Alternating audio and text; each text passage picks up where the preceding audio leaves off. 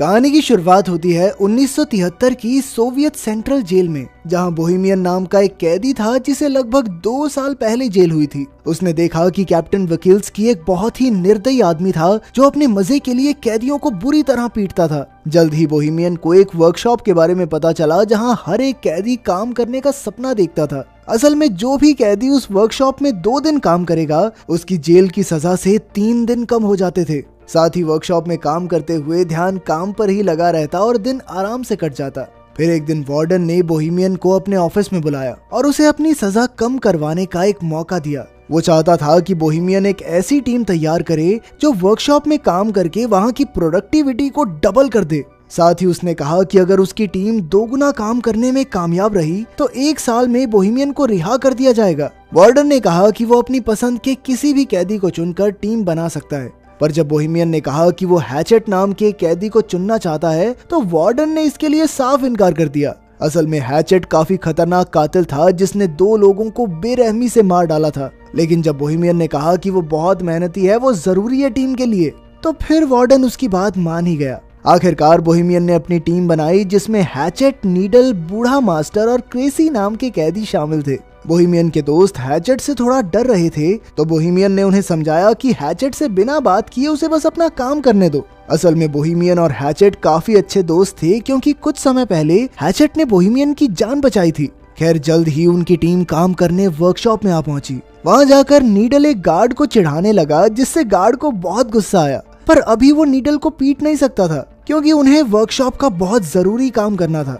खैर फिर हम देखते हैं कि सभी कैदी काम करने की तैयारी कर रहे थे। कुछ देर बाद गार्ड ने वहां आकर सबको चॉकलेट्स दी क्योंकि उसकी पत्नी ने एक लड़के को जन्म दिया था। लेकिन बाद में कैप्टन ने गार्ड को चेतावनी देते हुए कैदियों से दूरी बनाकर रखने को कहा क्योंकि उनमें और जानवरों में कोई फर्क नहीं। अगर उन्हें लगा कि गार्ड नरम स्वभाव का है तो उसे कच्चा चबा जाएंगे। उधर बोहेमियन की टीम की मुसीबतों की शुरुआत हो गई थी जब हैचेट ने मशीन चालू करने से इनकार कर दिया। कैप्टन ने बोहेमियन को इशारा किया तो वो हैचेट के पास गया और तब हैचेट ने उसे बताया कि मशीन में एक कबूतर फंसा हुआ है। अब उन सब ने मिलकर मशीन खोलने की कोशिश की मगर उनके पास इस काम के लिए औजार ही नहीं थे। तभी कैप्टन और गार्ड वहां उन्हें देखने आए कि यहाँ चल क्या रहा है। हालांकि मशीन में कबूतर फंसा हुआ था लेकिन कैप्टन ने फिर भी मशीन चालू करने का हुक्म दिया। फिर कैप्टन ने गार्ड को मशीन चलाने को कहा मगर जैसे ही गार्ड बटन दबाने लगा हैचेट ने उसे गर्दन से पकड़ लिया और कहने लगा कि जब तक कबूतर आजाद नहीं होता तब तक किसी कीमत पर मशीन शुरू नहीं होगी।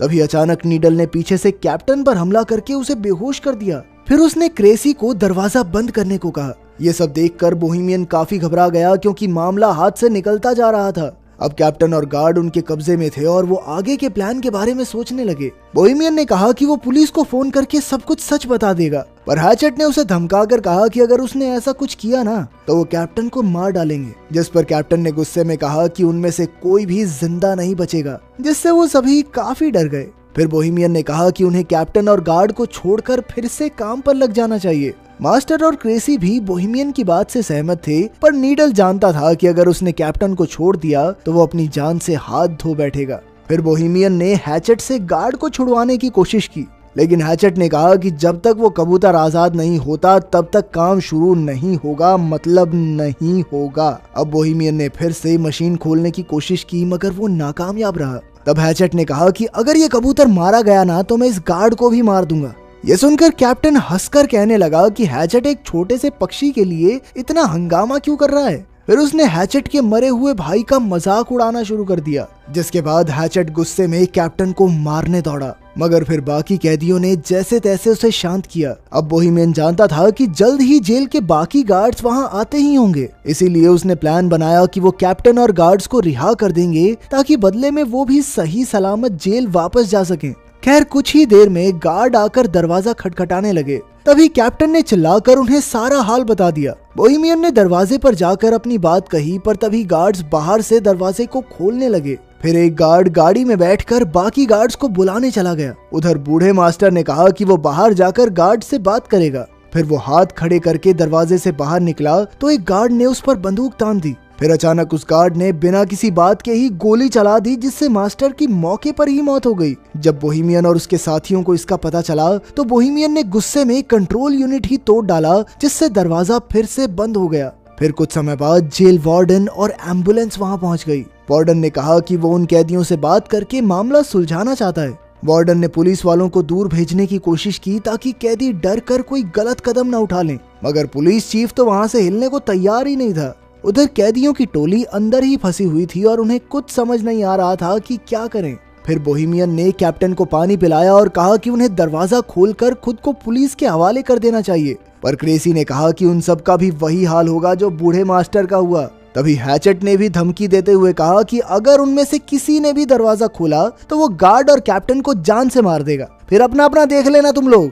आखिरकार सबको समझ आ गया कि अगर उन्हें इस मुसीबत से जिंदा बचना है तो उन्हें उस कबूतर को जिंदा बाहर निकालना होगा। इधर पुलिस चीफ ने वार्डन से कहा कि उसे 1 घंटा दिया जाता है, उतने में मामला सुलझाना होगा, वरना फिर पुलिस को जबरदस्ती अंदर घुसना ही पड़ेगा। तब वार्डन ने एक माइक्रोफोन के जरिए कैदियों से बात की और उनसे कहा कि भाई देखो, कैप्टन और गार्ड को छोड़ दो, इसी में तुम्हारी भलाई है। वार्डन ने उन्हें विश्वास दिलाने की कोशिश की कि उन्हें कुछ भी नहीं किया जाएगा और इस हरकत को बस एक गलती मानकर भुला देंगे। तब बोहेमियन ने एक बार फिर से मशीन खोलने की कोशिश करने की सोची और साथ ही उसने कैप्टन से चाबी लेकर हैचेट को जंजीरों से रिहा कर दिया। जब नीडल ने इसका विरोध किया तो बोहेमियन ने कहा कि वो कबूतर को आजाद करके ही दरवाजा खोलकर खुद को पुलिस के हवाले करेंगे।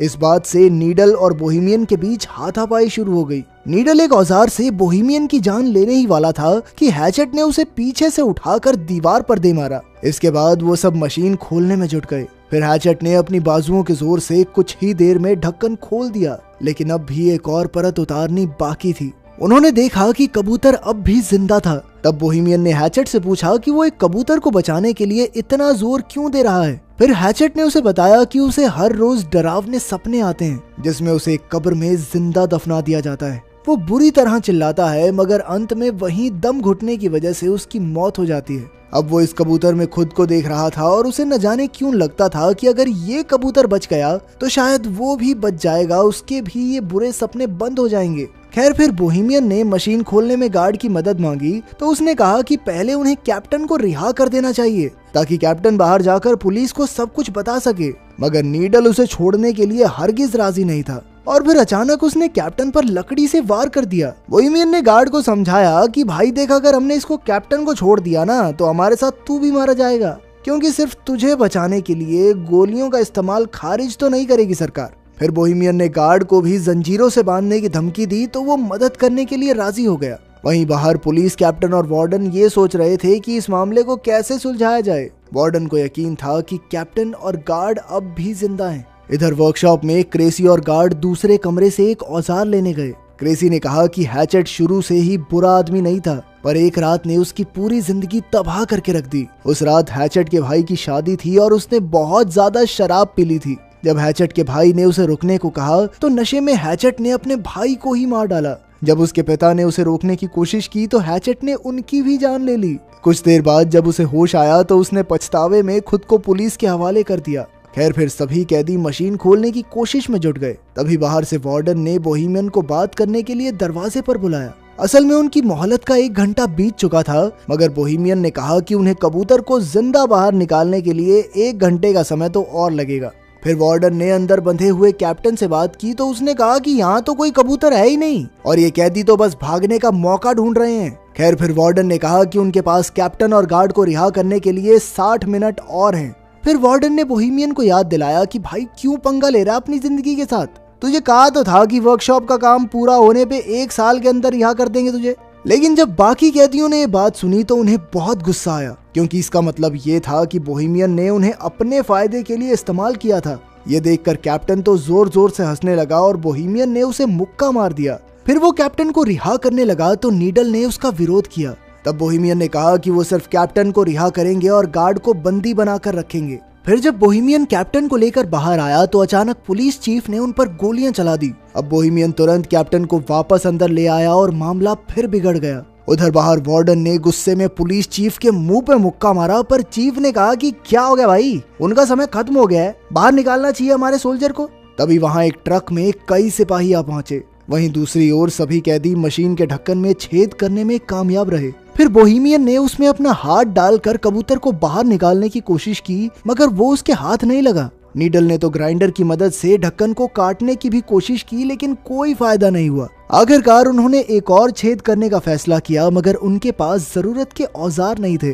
तब बोहेमियन ने कैप्टन से औजारों वाले कमरे की चाबी ले ली। वहीं बाहर सिपाहियों ने वर्कशॉप के ऊपर धावा बोलने की तैयारी कर ली थी। अंदर कैदी वेल्डिंग मशीन से लोहा पिघलाने में लगे थे, मगर उन्हें मशीन चलानी ही नहीं आती थी। तब कैप्टन उनकी मदद के लिए आगे आया। इधर कैप्टन लोहा पिघला रहा था और उधर सिपाहियों ने दरवाजे पर बॉम्ब फोड़ने की तैयारी कर ली। आखिरकार कैदी मशीन खोलने में कामयाब रहे, मगर वो कबूतर तो वहाँ से उड़ना ही नहीं चाहता था। तभी कैप्टन ने अपनी बंदूक निकालकर कैदियों पर तान दी, लेकिन अचानक हैचेट ने कूदकर उसकी गर्दन पकड़ ली। फिर हैचेट ने उसका सर कुचलकर उसे बेरहमी से मार डाला और ये देखकर गार्ड की तो सिट्टी पिट्टी गुम हो गई। इसके बाद हैचेट ने कबूतर को बाहर निकाला और उसे पानी से साफ किया। तभी अचानक दरवाजे पर जबरदस्त धमाका हुआ और कई सिपाही अंदर घुस आए। सभी कैदी डर कर जमीन पर लेट गए, मगर हैचेट खड़ा हुआ और उसने कबूतर को हवा में उड़ा दिया। तभी पुलिस चीफ ने गोली चलाने का हुक्म दिया और इस वारदात के बाद हैचेट की मौके पर ही मौत हो गई। लेकिन बाकी कैदी जमीन पर लेटे हुए ही कबूतर के आजाद होने की खुशी मनाने लगे। पुलिस चीफ ने उन्हें भी मारने की कोशिश की, मगर पीछे से गार्ड ने उसे रोक दिया। गार्ड ने झूठ कह दिया कि हैचेट ने उन सबको बंदी बना रखा था और इसी वजह से कैदियों को बिना किसी सजा के वापस जेल भेज दिया गया। बोहेमियन और उसकी टीम के लिए हैचेट हीरो बन गया और वहीं कबूतर को आजाद करते ही हैचेट की जिंदगी का मकसद पूरा हो गया और वो चल बसा। तो क्या आपके हिसाब से हैचेट ने सही किया?